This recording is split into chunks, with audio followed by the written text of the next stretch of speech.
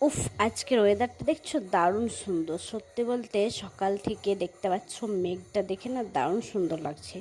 কয়েকটা দিন অর্থাৎ কিছুদিন এত গরম বা এত অসহ্য গরম পড়েছিল যে মানে সবাই আমরা অতিষ্ঠ হতেছিলাম। মনে হচ্ছিল কবে বা কখন এইরকম মেঘ আসবে, কখন এরকম বৃষ্টি হবে।